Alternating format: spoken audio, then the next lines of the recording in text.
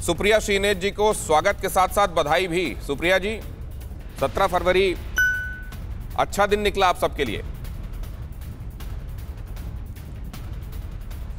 मुझे लगता है कि अच्छा दिन हमारे लिए नहीं, लोकतंत्र के लिए बहुत अच्छा दिन था और ये एक बहुत बड़ा संदेश देता है। ये संदेश देता है कि ये देश किसानों का, मजदूरों का, नौजवानों का है और अगर आप उनके हक का हनन करेंगे तो ये देश बोलेगा। ये गांधी का देश है, ये शांति प्रिय देश है, ये आपसे लड़ाई नहीं लड़ेगा, लेकिन उसके पास एक ताकत है वोट की और उससे वो आपको धता बताएगा। मुझे लगता है कि चाहे आप विपक्ष में हो, चाहे आप सत्ता में हो, दम भरने का ना हमारा का आज दिन है ना भाजपा का होना चाहिए। सुप्रिया जी, ये जो तार आप जोड़ रहे हैं, ये निश्चित रूप से आज आपका दिन है, आप कह सकती हैं। आपको देती है, ठीक है। अगर आप इसे लोकतंत्र की जीत और किसान मैंडेट कह रही हैं, तो जुलाई में प्रदर्शन शुरू हो गए थे और बिहार विधानसभा चुनाव तो उसके बाद हुए।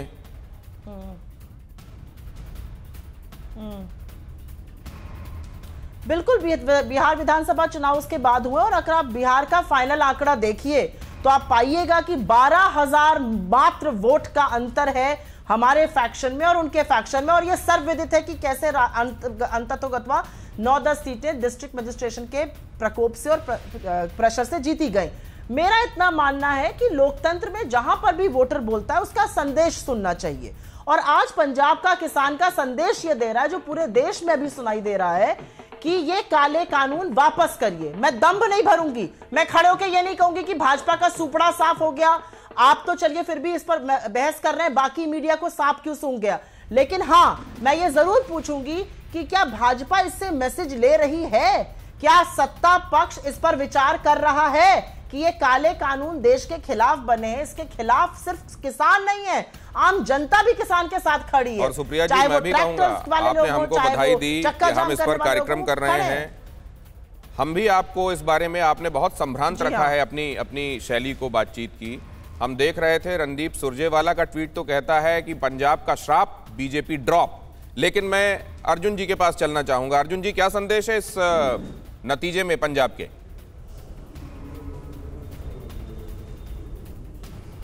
देखिए, पंजाब का निकाय का चुनाव से भारतवर्ष की राजनीति पर असर पड़े, बंगाल की राजनीति पर असर पड़े, ऐसा सोचना भी सबसे बड़ी मूर्खता है।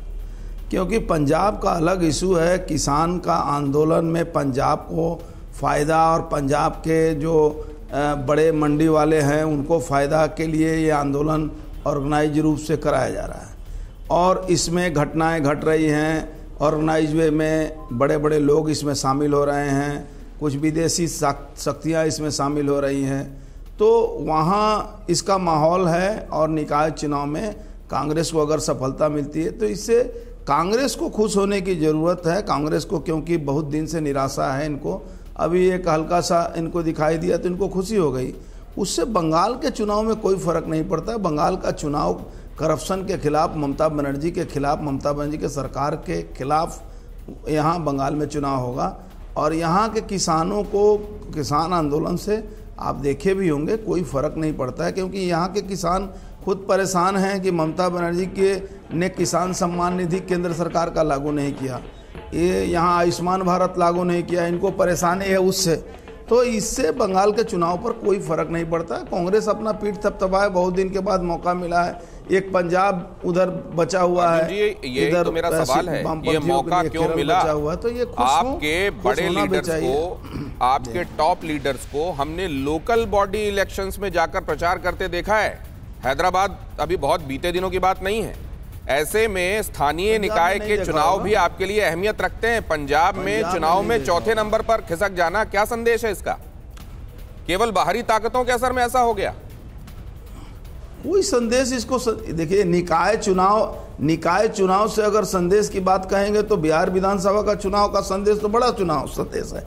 देखिए, हर जगह का राज्य का जो राज्य स्तर में चुनाव होते हैं ना, वो राज्य के पर्सनल मुद्दे पर चुनाव होते हैं। बहुत सारी समस्याएं होती हैं, वहाँ के ऑर्गेनाइजेशन की समस्या होती है, वहाँ के नेतृत्व का समस्या होता है। उसी तरह बंगाल का सीधे तौर पर ममता के खिलाफ, यहाँ ममता बनर्जी के खिलाफ चुनाव हो रहा है। यहाँ के जनता जो है एक सरकार के खिलाफ मत दे रही है। तो यहाँ के चुनाव से और वहाँ का चुनाव को मत जोड़िए तो ही अच्छा रहेगा।